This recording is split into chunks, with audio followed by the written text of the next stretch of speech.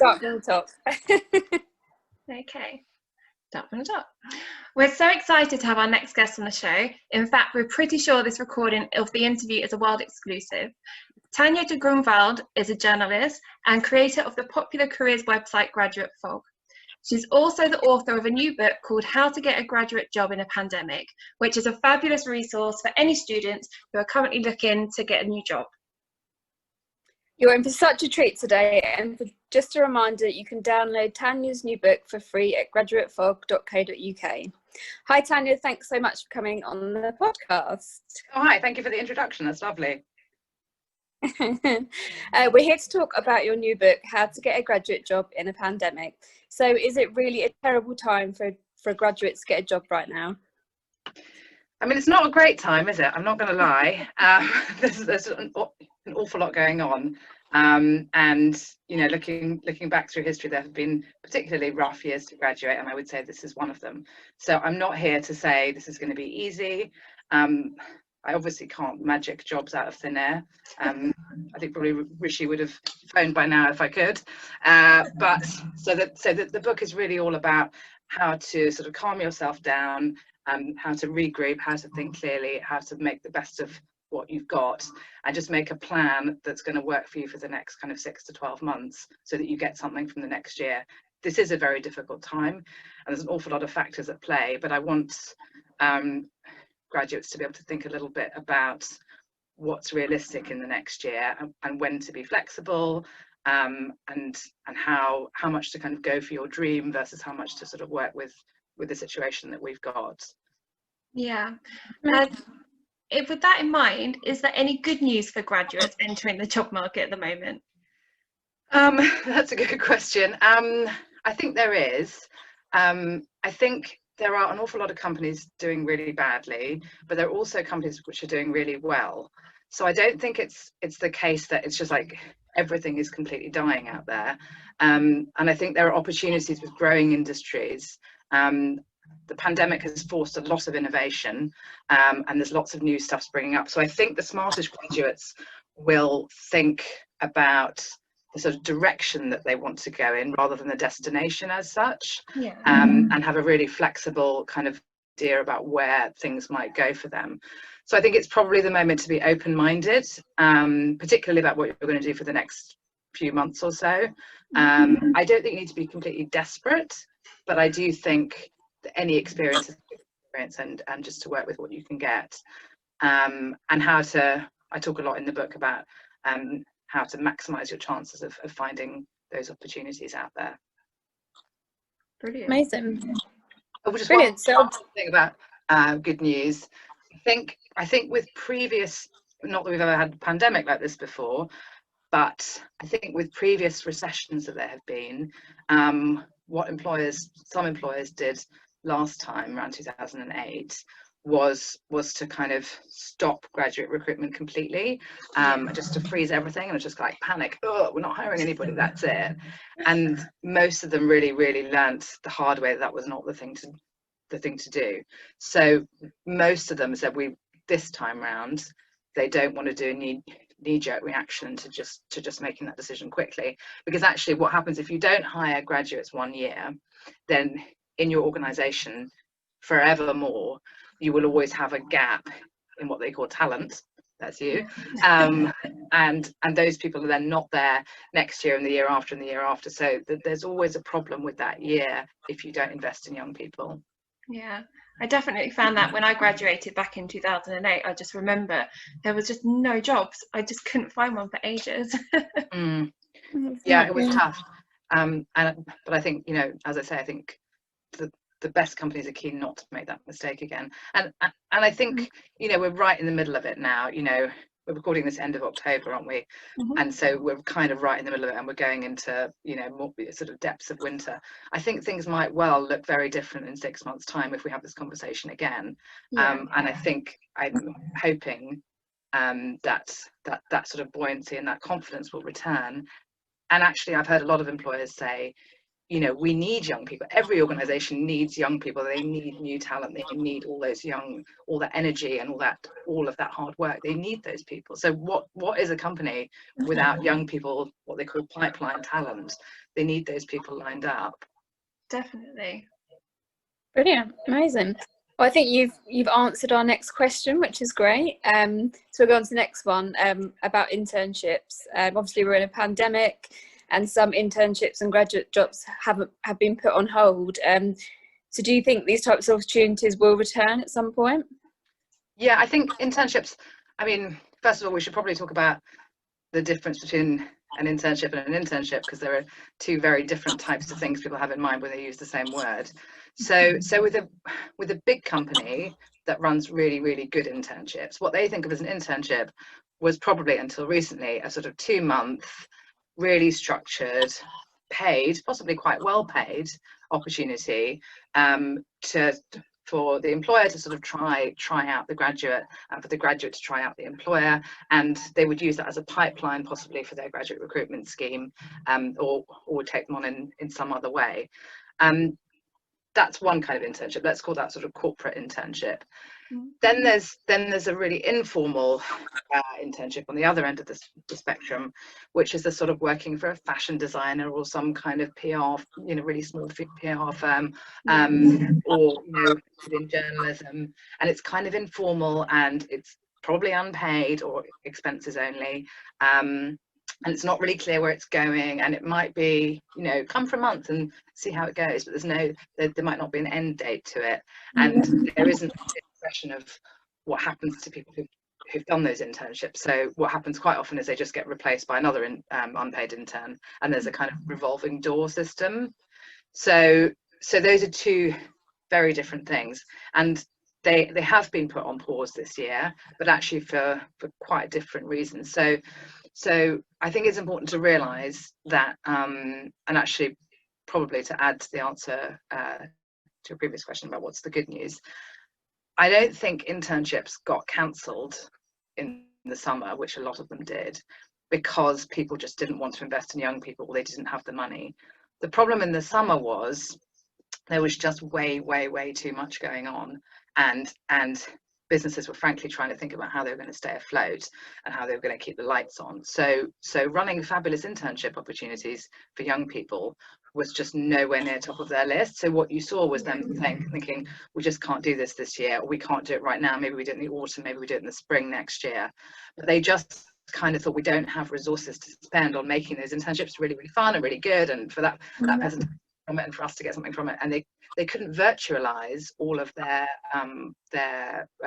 real life internships within, you know, in a couple of weeks. Most of these things started in the summer. They just didn't have enough time to react to it.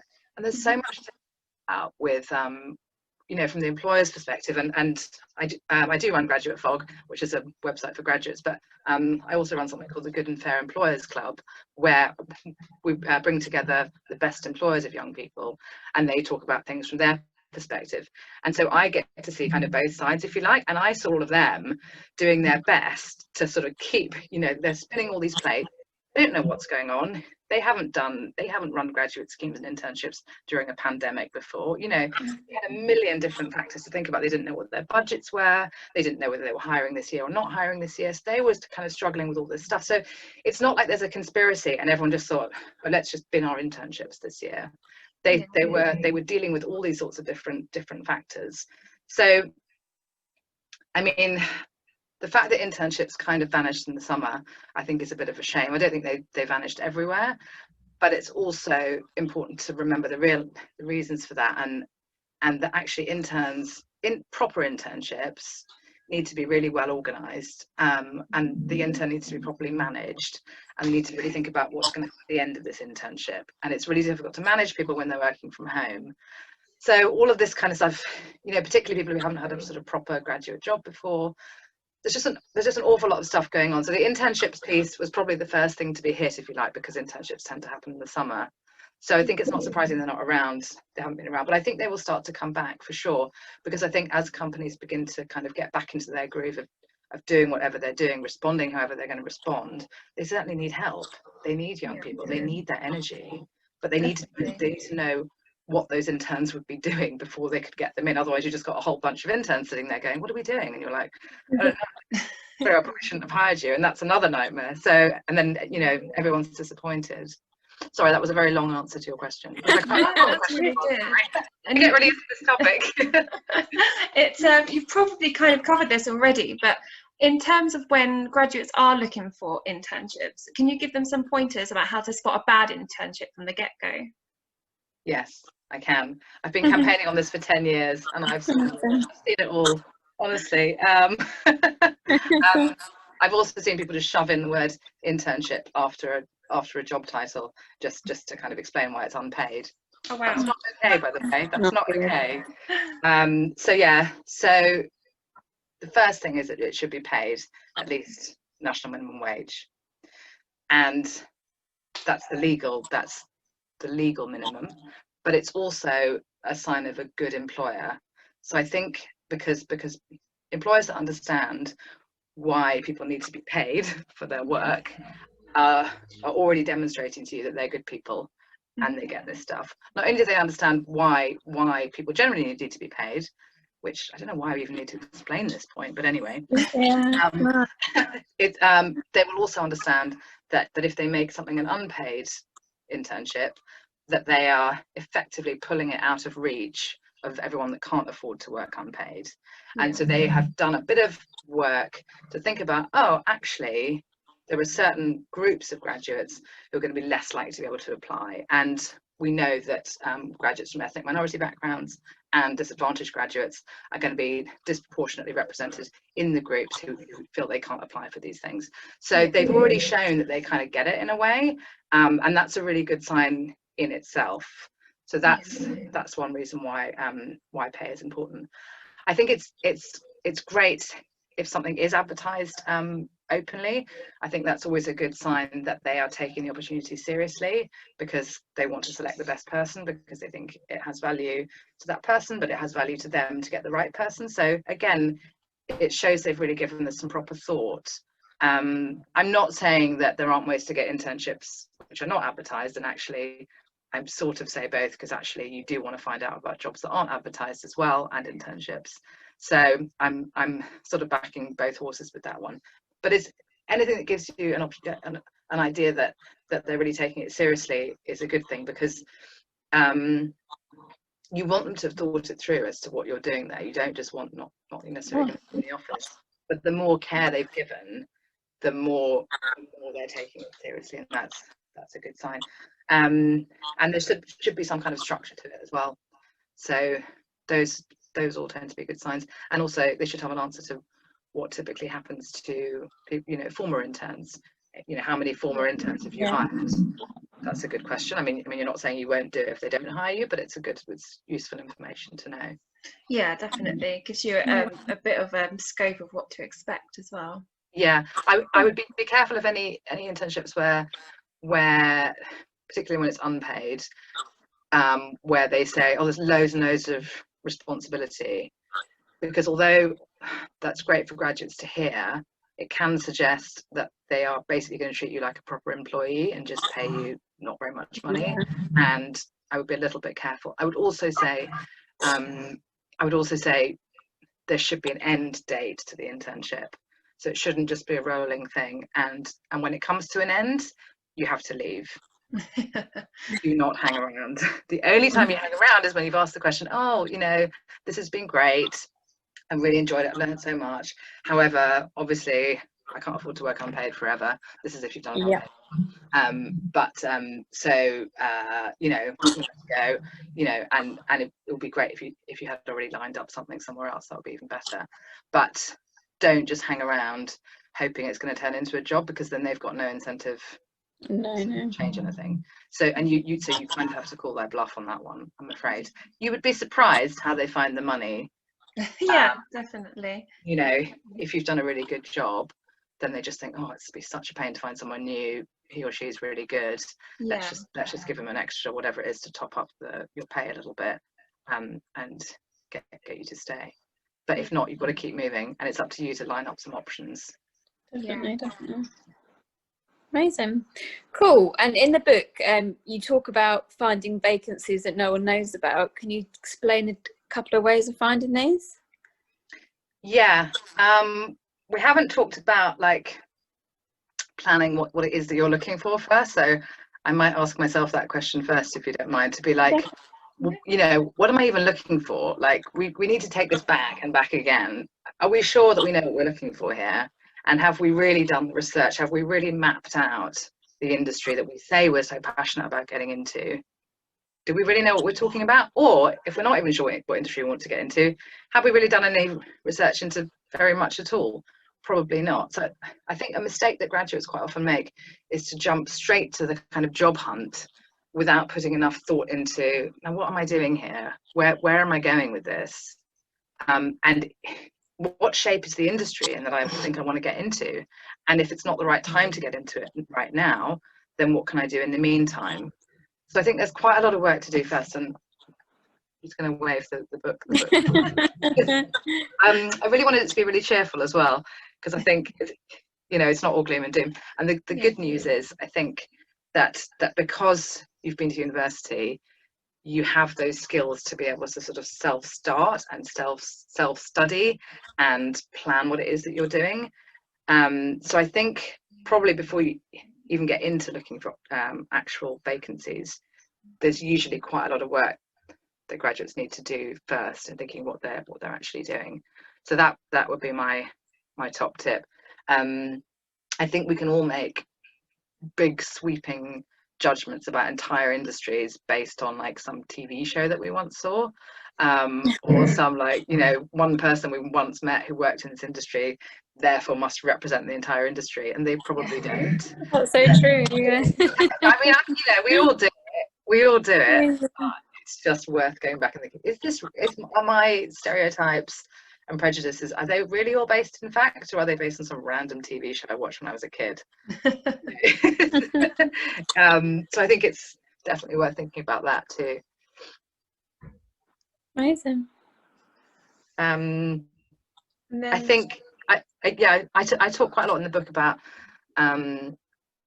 needing to sort of keep your chin up and how you sort of push on with it. I think lots of careers books don't really take into account what it really feels like to be unemployed. And if you've ever been between jobs for very long, I mean, I don't know if you guys have, probably most people have at some point, you know that actually it's quite tough to sort of keep going and kind of, you know, push on every day, particularly if you're at home. And it's just hard, you know. And you know, those people who say, oh, you know, treat your job hunt like a job. It's like, oh right, yeah, thanks for that. It's actually harder than it looks, and I understand that's impossible, especially in a pandemic when you haven't left your house for weeks and weeks. It's not a way to set yourself up for a positive experience, really, is it? No, of course not. And I think it's about getting organised for a start. And I think there are really two pieces happening here. There's a sort of emotional, like, oh, I'm unemployed, and I'm, you know, just spend all this money and all this time on a degree, and it's not paying off, and there's a pandemic, and there are no jobs, and like, all of that, like, bleh, kind of emotional sort of tangle of spaghetti which you've ended up with. It's like, oh, okay, none of that. I mean, that's fine. You know, you can talk to your friends about that, but that's not really very helpful when it comes to actually making a plan about what you're doing next. And so I think graduates would do well to remove that whole piece, that all the emotional spaghetti thing, just clear that to one side. It's not going to go away, but just move it to the side and think about your job hunt like it's some kind of university project. Yeah, definitely. So maybe identify 3 industries which you're vaguely interested in. I think at that point, when I say research those industries, I don't just mean doing a little Wikipedia search or a little Google here and there. I mean properly immerse yourself in it. And there is an awful lot of stuff going on online. There are so many online kind of workshops and sessions. Loads of them are free. Most industries are very aware that young people are sitting at home at the moment job hunting. And there's an awful lot of stuff online as a result, which they're kind of generating with lots of experts, lots of panels, workshops, and you know, most of them are free. So why not take advantage of those? I was talking to a big employer recently who said, you know, we know that people are sitting at home right now, but rather than just having a big gap on your CV, Yeah. At least being able to say, I did this one-day workshop, which was run by this company. Okay, you didn't want to work for that company, or maybe you thought you did, and by the end of it, you didn't. It doesn't matter. Yeah. Just kind of try and immerse yourself in stuff about the world of work. So the FT do loads of good stuff as well. You know, there's loads of organisations who do lots and lots of good stuff. I'm not going to tell you. I'm not going to give you a list of all the best ones for the industry you're interested in, because that is your job. Yeah, definitely. So, got the time, go and do your research. Yeah. Yeah, so I'm kind of a fan of the tough love, really, because I think there's also, even before all this pandemic stuff, there's always been a sort of switch that needs to be flicked when people graduate, because you're leaving the structure and the stability of education, and you're kind of unleashed on the world, and it's very disorientating and strange to have all of this sort of freedom and responsibility all in one, and not to know where you're going next. That's actually not new, and so I think having that realization that no one's going to do it for you, and this is really all down to you, is a moment you will have at some point, if it hasn't happened already.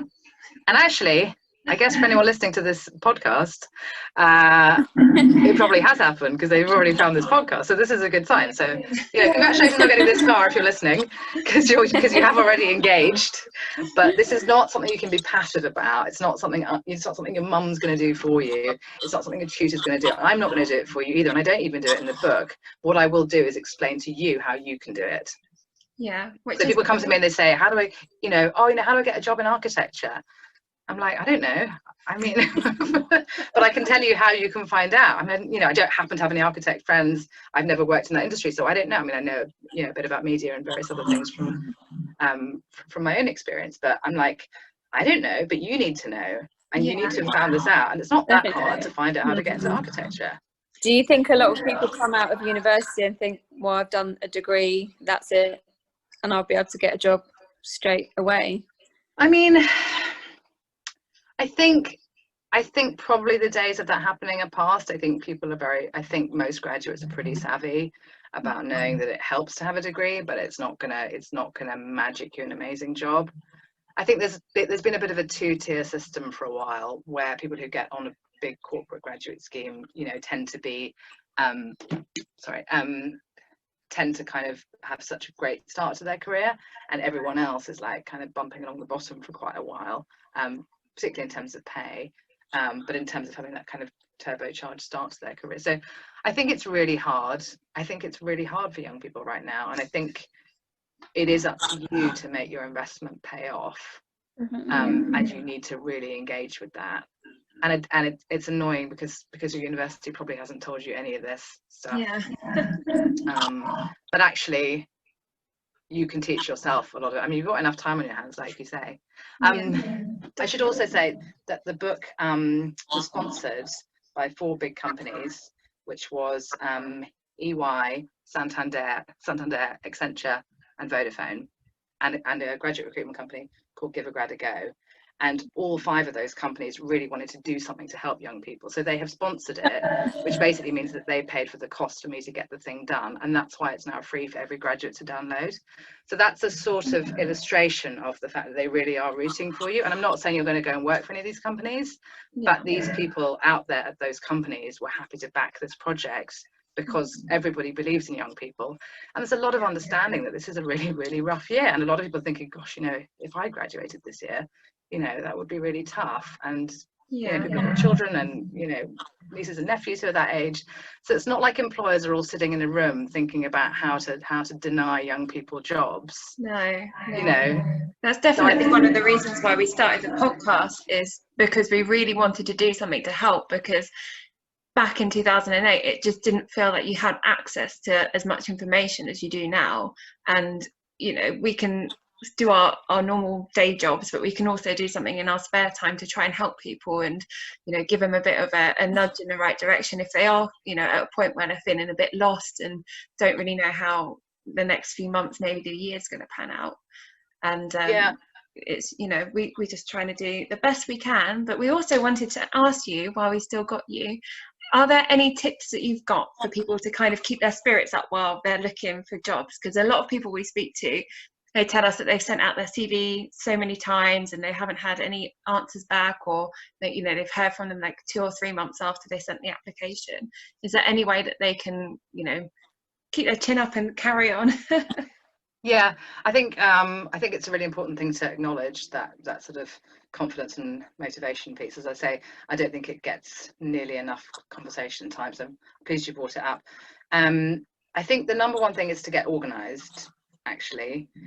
Once you've got some kind of, whether it's like a mad like spider diagram on your wall with crazy post-it notes everywhere, or whether it's like, or you know, whether you're a super organized Excel spreadsheet kind of person, like just being organized is really helpful. And the reason it's helpful is because you can track what you've been spending your time doing and what's getting results and what's not getting results.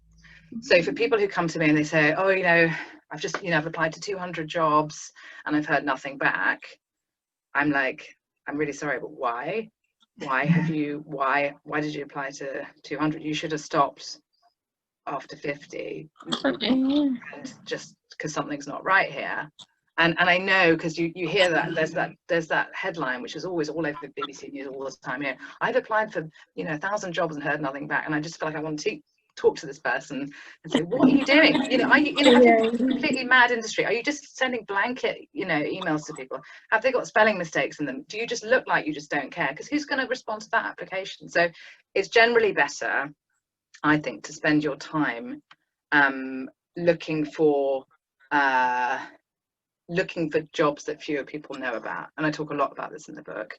So once you're using your time more carefully and you're plotting what you're doing and you're seeing what's working, that kind of helps with your motivation, because you're not just sort of sending stuff out into the universe and hearing nothing back, and you don't have that horrible desperation of this getting more and more desperate, sending more and more stuff, and it's just like completely hysterical. It's like, right, what worked last week, what didn't work, which job websites, frankly, have I never had a reply from? Yeah, right? That's a really good point. And if you never had a reply and you've sent 50 applications, bin the website. Try something else. That wasn't working, and you're not losing anything because it wasn't working anyway. Yeah. So you need to do more to get deeper into your industry, or to build your contacts more, so you hear more informally about what jobs are out there. But just don't keep endlessly doing stuff that's not working. I would always say spend your time doing a much deeper dive instead, and apply for fewer opportunities, but make sure you do really, really good applications. And if it's a job that hardly anyone knows about, and you're one of 10 people who knows about it versus one of 300 people who've applied, you've just magically cut your odds. Yeah, that's such a good point. That really is. It's such a good thing to do. Yeah. I can also be quite hard for employers to know how to find young people, so they sometimes do the word of mouth thing, just because they're like, well, if we put something on a job board, we're going to have 500 applications. We don't want 500 applications, we want 20. So for them, that's kind of a consideration as well. So there's all sorts of reasons why you might be more likely to hear about something on the grapevine, and you need to think about contacts are not necessarily just like some friend of your parents or whatever. That's a kind of really old school idea of it, and there is a bit of that goes on still. There's too much of that goes on still, but you can actually build your contacts from scratch, and again, there's lots in the book about that, so that's up to you to do that. And again, keep a track of all of them, keep them in a log. Just be really obsessive about your little your little plan, and you see what's growing, you see what's working. And this person called me back today, and I've set up a Zoom call with so I talk a lot about how to talk to helpful people to get them to give you the help that you're looking for. You make a contact and they have agreed to speak to you for half an hour over a quick Zoom coffee or something, how you need to be really prepared for that conversation. You don't just rock up going, oh, I really want to get a job, it's not going very well, any ideas. It's like, no, that's not a great look. Really think about what your questions are that you want to ask this person, and you need to you put some work in. This is their time is, sorry, no offense, but more valuable than yours. So they have something you want, and if you have prepared for the phone call and you've got maybe 5 questions you really want to get through, and take the notes or record the call or whatever it is, send them your CV in advance if you want to. that cuts down some time spent on that. But you need to make sure you've prepared for that call so you get the most from it, and never say, oh, have you got any jobs? They'll be thinking, I mean, you know, if they do have any jobs and you're being impressive, they will think, oh, maybe I should hire this person. And actually suggest it. But if you say, you know, do you know of anybody who could use my help? And they might say, oh, my friend Science is just starting that project, I wonder if she could use some help. Then they will recommend you, but they will only recommend you if you have been impressive in that phone call with them. So it's a sort of demonstration of whether you would be a professional, sensible, organised person to work for them or for their friend or whatever. So that's an important opportunity. Don't just show up, and certainly run a comb through your hair and and be on time, be early. Not in your pajamas. Exactly. You have to get it together. That's really important. The first impressions still count, even. I'm afraid they do. I know. But they do, because people are looking at you going, you don't want them to be going, oh, I can see why she hasn't got a job yet.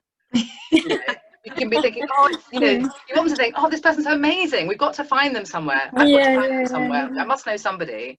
That's what you want them to think, not like, oh God. Oh, my internet's cutting out. Bye. I know. No, you have to get someone with decent internet, and it's not easy for everybody. And actually, we should talk about that a little bit. That employers realise that it's not easy for everybody to find a quiet place to do interviews and assessment centres. So if you do have a very crowded home life, for example, or your tech isn't brilliant, or you're sharing it with lots of siblings, it's really good to mention that. They want to know that stuff, and then they can make plans for preparing for that, to sort of help you to make the best of your application, so you've got a really good shot. So that's really important too. That's really important. I think that's one thing I found within my work world.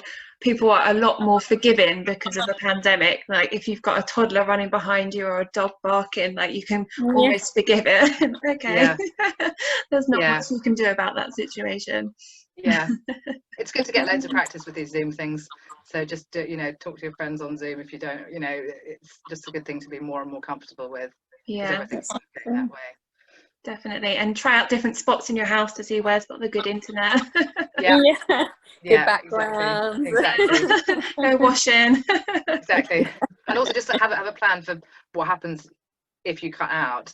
Then make sure your mobile is ready and Zoom is already loaded up on your mobile, so you don't have to fiddle about trying to get in if it all goes wrong. Yeah, definitely. So we've actually gone through all of our questions really quickly, so we just wanted to see if there's anything else you'd like to add.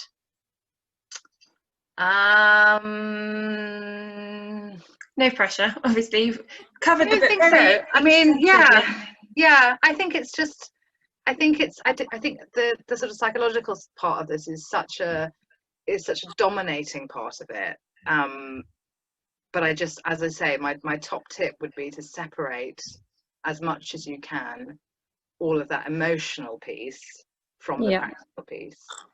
And I know you can't get rid of all those thoughts, and if you have mental health problems on top of that, I know that can be really difficult to manage, and that obviously needs your attention as well. But that is separate from the practical steps that you now need to take to find something, and what you're looking for. What you end up with may not be quite what you're looking for, and I think this is a moment to be open-minded. As I say, I don't think you should be desperate. I think because desperate is bad luck anyway. But I'm not saying take anything you can get, but I'm saying take anything you can get with a good company, with nice people. That seems like a good experience. Your first role, it's a myth anyway that it's ever locked you into anything. It's your first role after uni. It doesn't really, to be honest. Totally, no, I don't agree with that. So you can do something completely different in 6 months' time. It's not the whole thing about being a job hopper. There was a big sort of thing about I mustn't be a job hopper, and but now everybody moves around so much, and that's much more acceptable. So try and take the pressure off. You don't have to look for a job, which is what you're going to end up doing forever. You just need something for now. And then you can regroup 6 months to a year's time. You'll have more of an idea of what you're doing, what sort of work you enjoy. You'll made a few contacts, hopefully. Yeah. And you can take it from there. Just try not to get overwhelmed by trying to look for your dream career right now, because this is not, to be honest. Just have a break instead, have a cup of tea.